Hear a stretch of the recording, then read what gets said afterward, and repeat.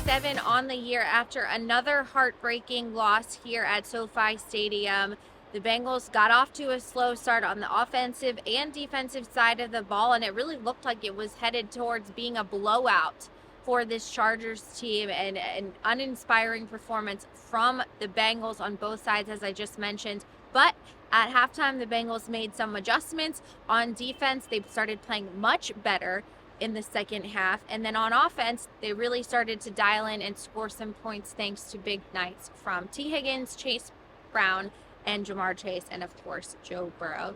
And the Bengals had several chances down the stretch to take the lead, but they weren't able to do so. And it's leaving everyone in the locker room wondering, why can the Bengals not finish some of these games?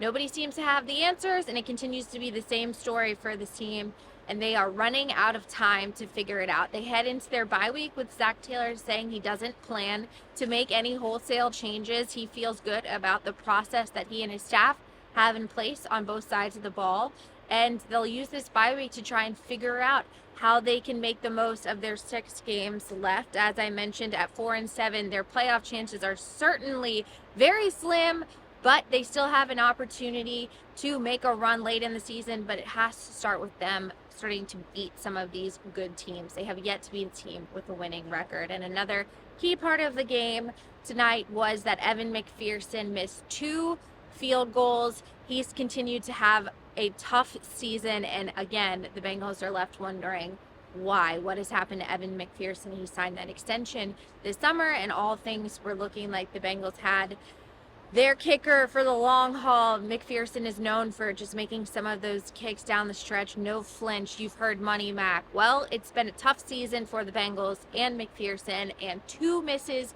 that could have put this team with the lead and potentially change the direction of this Bengals season didn't happen, and the Bengals are certainly headed back to Cincinnati defeated and wondering how they can turn things around. All right, that's it for some post-game thoughts. Be sure to keep it at Cincinnati.com for all your coverage of the Cincinnati Bengals.